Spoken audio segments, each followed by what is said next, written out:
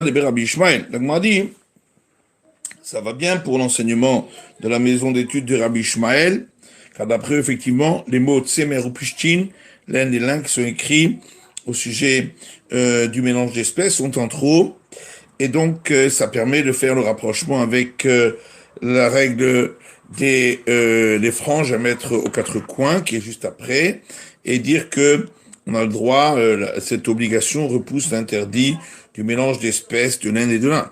Les rabbanan manalehu, mais les sages qui ont besoin de ces mots, l'Inde et l'Inde, pour dire que le mélange d'espèces interdit, c'est l'Inde mélangé avec le lin, alors d'où ils vont apprendre qu'on peut faire cette juxtaposition avec les franges du vêtement. Ils apprennent du mot sa tête. Les Tanya, c'est marqué dans une braïta. Rosho matamuloma. Pourquoi le verset a-t-il eu besoin de dire sa tête concernant le lépreux au 7e jour de sa purification? Il est déjà écrit qu'il doit raser tout son corps. Pourquoi rajoute-t-on sa tête? Le Fichenema, parce qu'il est dit, un autre verset dans Lévitique, l'otakifu peat roshechem. Vous ne devez pas couper les cheveux des pattes de votre tête. Je m'en dis, af metzoraken. J'aurais pu croire que pareil, pour cette purification du lépreux aussi, ce serait interdit de couper les cheveux des pattes de la tête. Tamounoma un rocho. C'est pourquoi le verset a dit sa tête, pour inclure de raser les pattes de la tête. Le kasama haitana akafat kola roshima akafa. Et l'enseignant de cette braïta considère que lorsqu'on rase toute la tête, malgré tout, on transgresse l'interdit de raser les pattes de la tête. Et donc on voit d'ici que l'obligation de la purification du lépreux repousse l'interdit de raser les cheveux des pattes de la tête. Et l'Agma dit, mais on peut rétorquer à cela en disant mal de akafa, que cet interdit de couper les cheveux des pattes de la tête, c'est un interdit qui est moins grave, parce qu'il ne s'applique pas à tout le monde, puisqu'il ne s'applique pas aux femmes, et c'est pourquoi il est repoussé par l'obligation positive, mais c'est pas une règle pour le reste de la Torah. Et la terme zekano, c'est pourquoi on apprend du mot sa barbe. Tania, parce qu'il y a qui dit zekano matamuloma. Qu'a-t-on besoin d'avoir écrit sa barbe pour la purification du lépreux, puisqu'on a déjà dit qu'il doit raser tout le corps. Fichenema, c'est parce qu'il est dit, un autre verset dans les Lévitique, concernant les prêtres et les coins de leur barbe, ils ne raseront pas. Donc j'aurais pu croire qu'un prêtre qui est lépreux aussi n'a pas le droit. C'est pourquoi il est écrit qu'il rasera également sa barbe.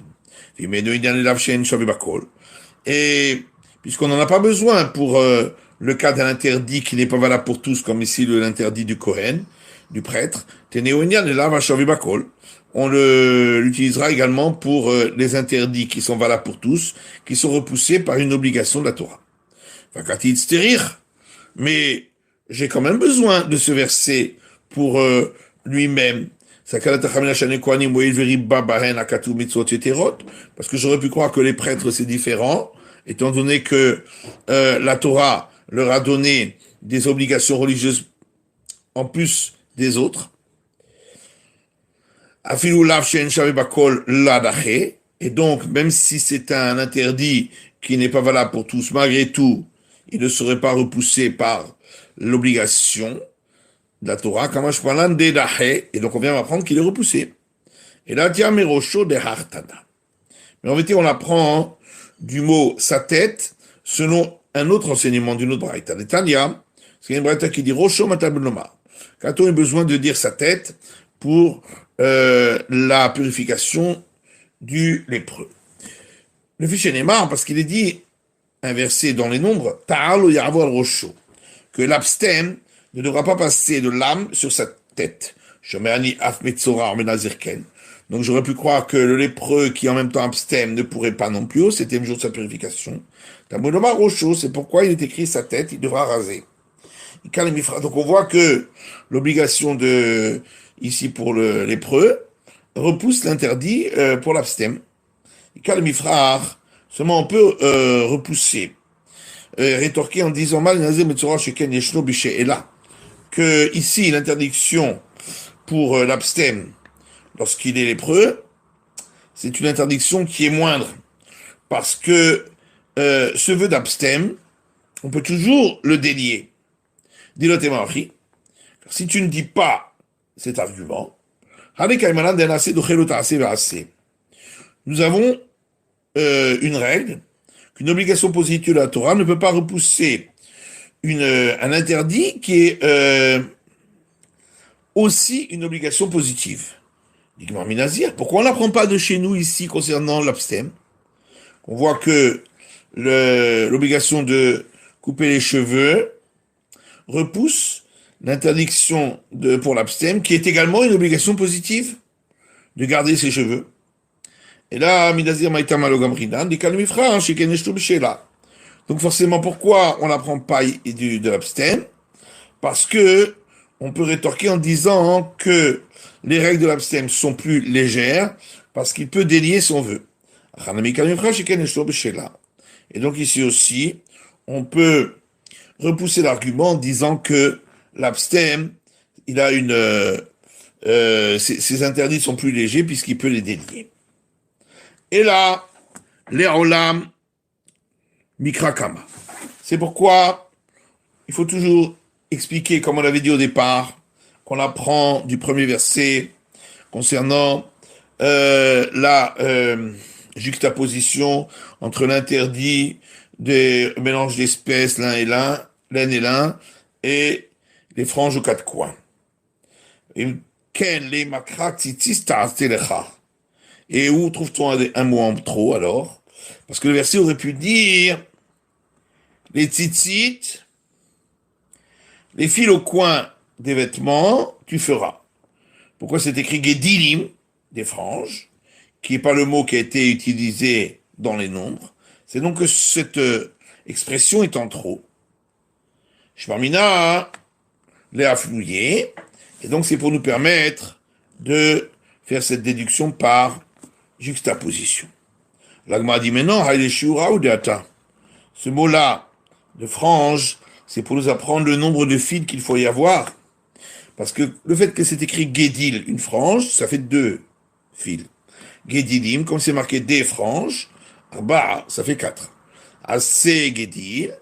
De là, on apprend que il faut donc rentrer 4 fils et en faire une frange, c'est-à-dire les relier ensemble en faisant des tours et des nœuds à cet endroit, ou potelé ou mitoro.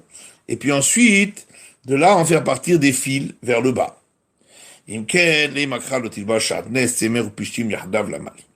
Seulement, en vérité, les mots en trop sont les suivants. C'est que dans le verset précédent, on aurait pu dire, tu ne t'habilleras pas en vêtements de mélange, charnaise, laine et lin. Pourquoi on rajoute ensemble? Je termine à l'influer. Donc ce mot est en trop pour permettre de faire la déduction par juxtaposition.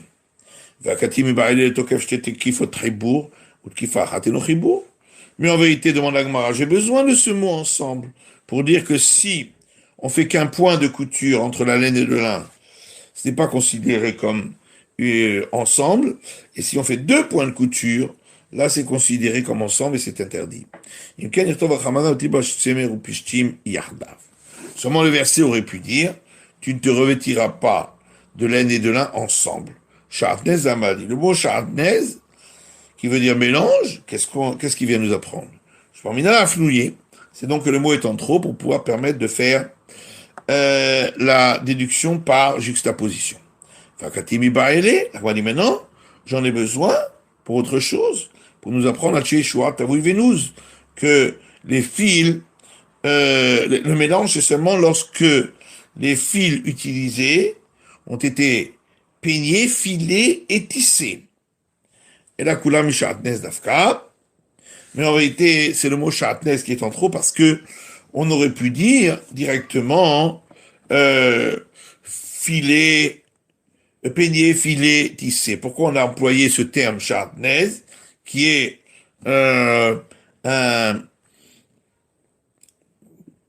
une abréviation des 3?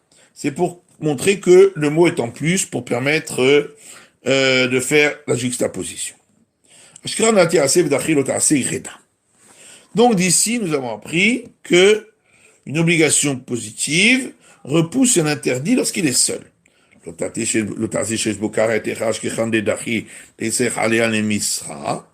Seulement, lorsque l'interdit comporte une sanction de retranchement, où a-t-on vu qu'il est repoussé par l'obligation positive pour qu'on ait besoin du mot sur elle pour interdire la femme de la sœur de sa femme de faire le lévira. Frit et mané la fimila. Tu vas dire on apprend de la circoncision qui repousse le Shabbat. Bien que dans le Shabbat, il y a la sanction du retranchement. Oui, mais la circoncision a ceci de différent, c'est qu'elle est très importante puisque sur elle ont été contractées 13 alliances. Du Pessah. Alors on apprend du sacrifice pascal qui repousse le Shabbat. Bien que le Shabbat, il y a le retranchement comme sanction. Malé Pessah chez Ken Karet. Oui, mais le sacrifice pascal aussi, celui qui ne l'offre pas, passible du retranchement, donc il est plus important.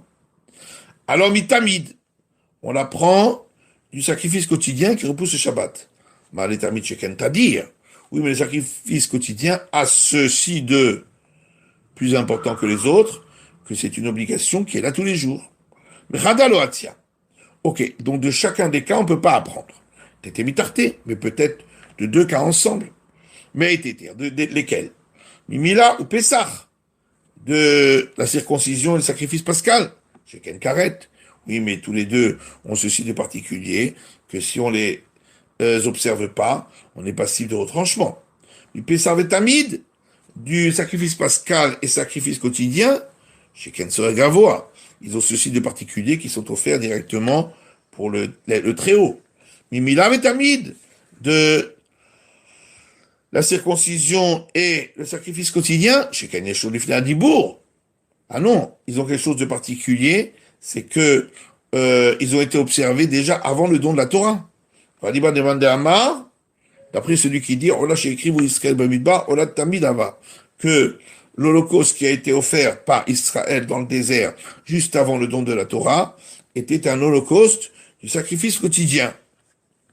Mikul Hunami, et des trois ensemble aussi, on peut pas apprendre. Chez Ken et Shanif Nadibou, puisque ils ont été observés avant le don de la Torah, comme on l'a vu, puisque le sacrifice pascal a déjà été observé à la sortie d'Égypte. Et là, il starir. Mais en vérité, on a quand même besoin